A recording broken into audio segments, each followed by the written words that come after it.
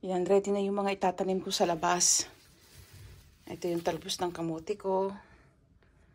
Ito yung mga ampalaya ko. Yan, yun yung mga punla ko, kalabasa. Malalaki yung bunga nito eh. Tsaka yung buttercup na kalabasa, ito rin. Tapos meron din akong, ayan, may mga. So, iba-ibang araw ko sila ipinunla. Ayan, may mga alukbati ako. Ayan yung talong ko, medyo mura pa, oh, liit pa. Ayan, oh. Ewan ko kung mamumunga ito bago mag-winter. Medyo na late ng punla ko sa, sa talong. Ayan. So, ayan, ganda, no? So, itatanim ko na yung iba niya, malapit na. Naka-ready na yung lupa na taniman ko. Kasi, nagpupunla kasi kami ng halaman sa loob ng bahay. Kahit medyo malamig pa. March pa lang, nagpupunla na ako. Nag-uumpisa na yung mga alukbati, ampalaya, ganyan. Saka yung sili. Kasi March pa lang, nagpupunla na kami. Tapos April hanggang first week of May. Kasi kung hindi ka magpupunla ng maaga, ng March at saka April, magwi-winter na uli, hindi pa namumunga yung mga gulay mo. Sa sobrang iksi ng summer dito sa Canada, winter na, hindi pa rin mamumunga yung mga halaman mo kung sa labas mo pa lang sila itatanim. Ngayon, hindi ka pwede magtanim sa labas unless nasa first week na ng June, yun lang ang pinaka-safe na hindi na lalamig at hindi mamamatay sa lamig yung mga halaman mo. Ngayon, itatanim ko yung mga yung medyo mahaba yung tubo. Tatanim ko na sa labas kahit tatakpan ko na lang sila ng timba. Ayan masyadong nakukulot. Kumbaga mahirap silang palakihin sa loob yung punla. So itatanim ko na siya sa labas. Ayan. Ayan siya, ayan Ilan pa to? 5 So itatanim ko na siya sa labas tapos ko na lang. Yan, dahan-dahan ba tayo kasi baka maputol. Kataas. Medyo maliit kasi yung container kaya nahaba yung tubo. Ito pa. Ayan. So yung medyo mga mahaba yung tubo, itatanim na natin sa labas. Malalaki kasi yung bunga nito eh. Ayun po Ito medyo okay to. Hindi gaanong mataas ang tubo. So ito munang masyadong mahaba ang tubo ang unahin natin. Ayan. So 3 lang ba? Tignan natin baka may atong pa tayo. Doon sa taas. Anuhin ko na nga ito. Ayan. So itatanim na natin to. Kukunin ko rin yung sa taas. Ito rin masyadong mahaba ang tubo. Ayan sila Ang hirap nito itanim sa labas niyan kasi masyadong mahaba. Ayan Ako. Nagkaano na. Ayan. Tapos ito naman masyadong maraming buto yung tinanim ko dyan. Wala akong mapagpunlaan. So, pagsesegregate ko habang di pa tumutubo yung buto. Tignan nyo naman ang haba. Kung hirap nito. Ayan.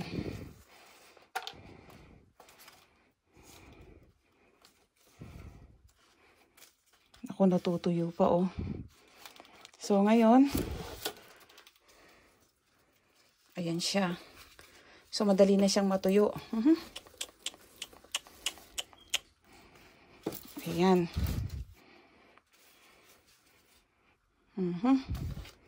So pwede na tayong tatanim ko na to. Pero meron pa akong mga bagong usling kalabasa. Ayan. Yan, medyo safe pa yan. So, itong mahabang to, kailangan maitanim ko na sa labas. Baka mamatay. So, ito yung mga itatanim ko ngayon. Ako, siya masyadong mababaw kasi maliliit yung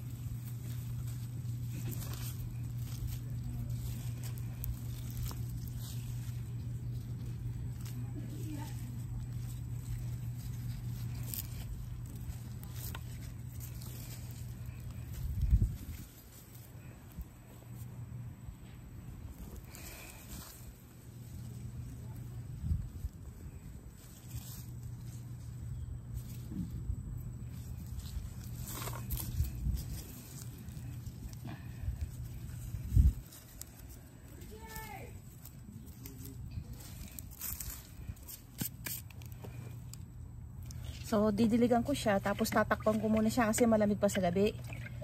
Para din silang tao, kinukumutan para hindi mamatay sa lamig. So yung kumot nila parang yung timba. So tatakpan ko niya sila para hindi mamatay. So tuwing gabi niya tinatakpan ko sila hanggang pwede na silang mag-survive sa lamig.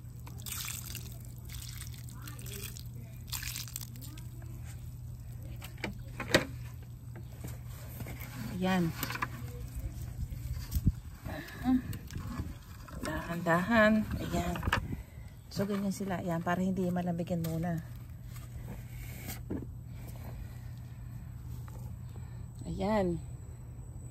So, ayan, nakatakip siya. Ayan. So, iba. Ito namang iba. Ang itata.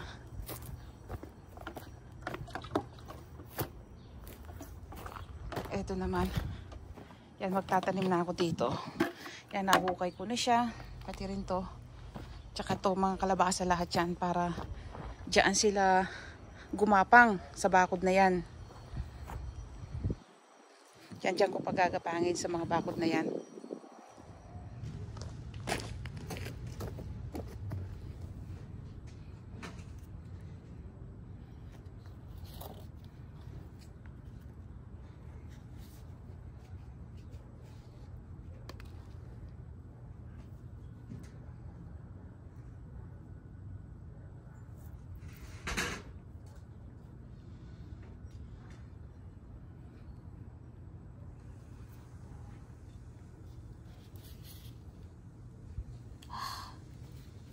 Naku, naputulan na ako ng isa. Yan o, naputol na yung isa o, sayang.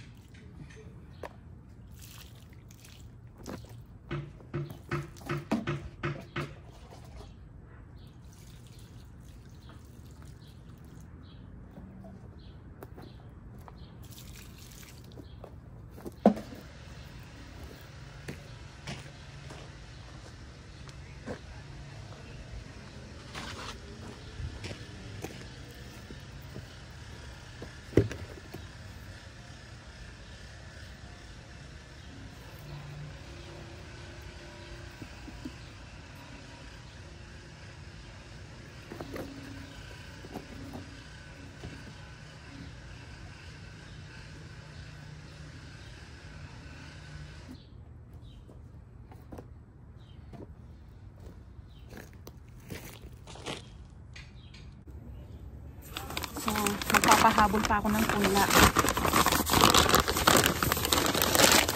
Kalabasa. Ayan.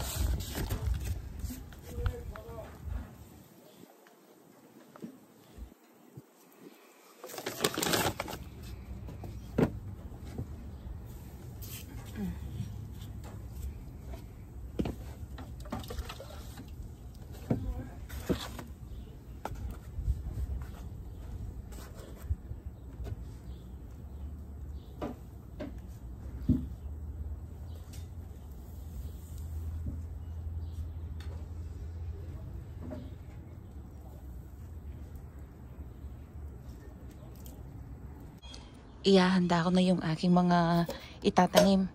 Ito yung mga itatanim ko. Ayan. So, nakahanda na. Ibababad ko muna sa tubig. Ayan. Ibababad ko muna ng 24 hours bago ko itatanim. Ito yung sa chicharo. Ito yung sa green beans. Tsaka yung native na mais, yung lakatan, galing Pilipinas. Pero dito na tumubo to. Yung pinaka buto last year galing ng Pilipinas. Ngayon nakapagpabinhi ako. Hopefully matandang-matanda na to para tumubo.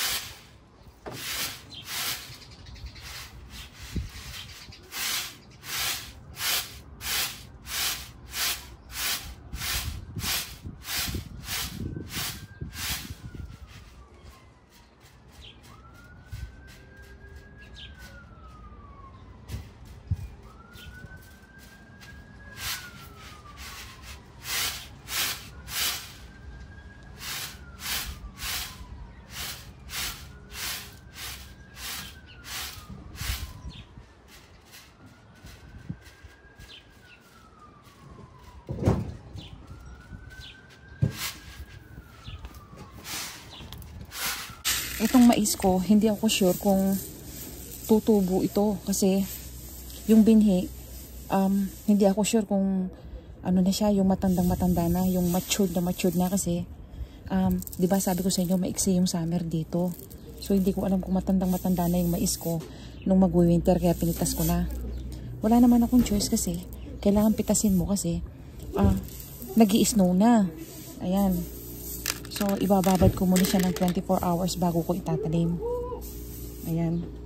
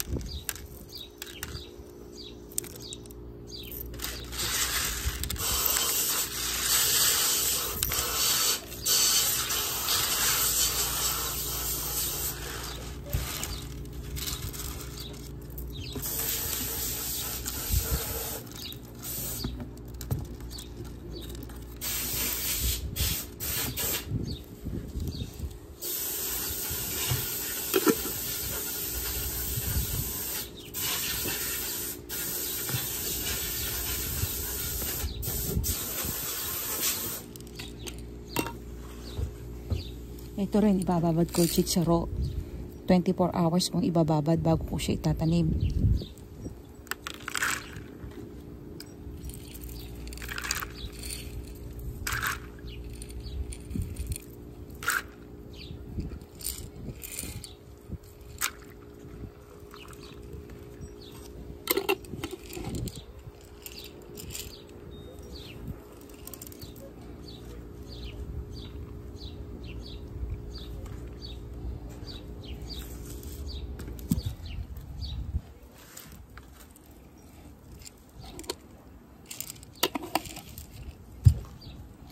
Ito naman yung green beans ko.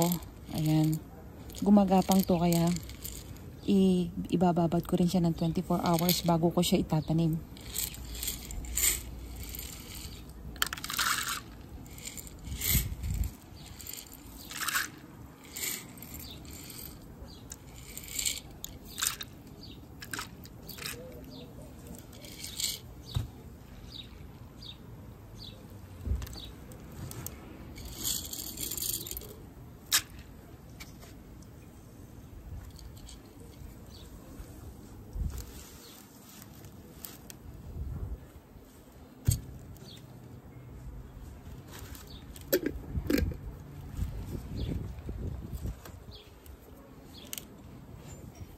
Ayan, so ibababad ko ng 24 oras ang mga ito bago ko sila itanim.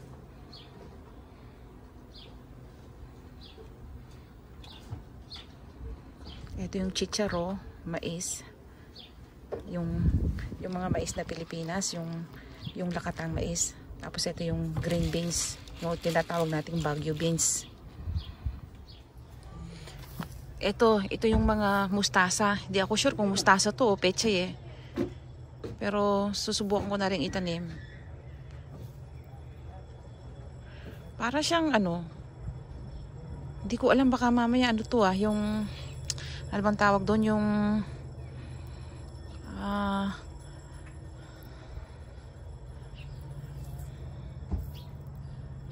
pero mukha siyang buto ng saluyot, pero hindi siguro. Ayan. So subukin natin, hindi ko alam kung anong mangyayari diyan. Ayan. Kung anong buto to. Hindi ako sure kung mustasa siya or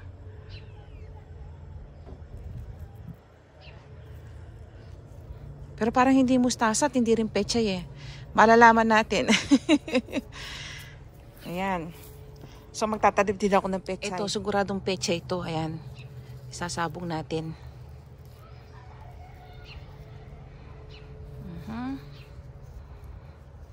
Naku, makapal-kapal na to pag tumubo. Ayan. Haluan na natin ng pechay ito para sigurado. Hindi masayang yung tubig. Ayan.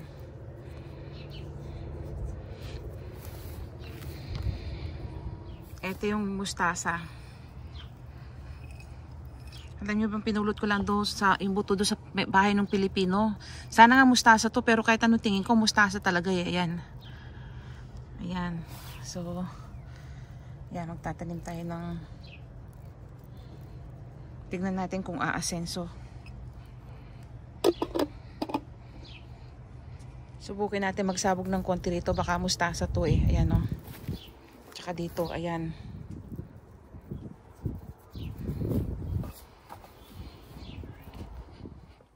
Naibabad ko na to ng 24 hours now.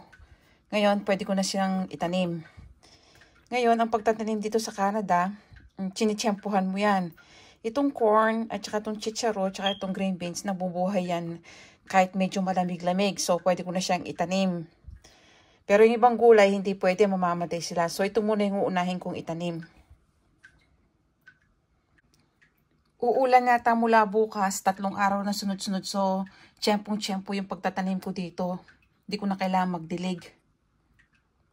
Pero ngayong gabi, didiligin ko muna sila kasi bukas pa yung ulan. Kasi kung di ko siya didiligan, hukay ng mga squirrel. So, kakainin nila tong aking mga buto. So, kailangan basahin ko para hindi nila kalkalin. Na dito, 8 o'clock na ng gabi. So, malamig. Pero itatanim ko na itong mga chicharo ko kasi binabad ko na eh. Nabubuhay naman sila kahit medyo malamig.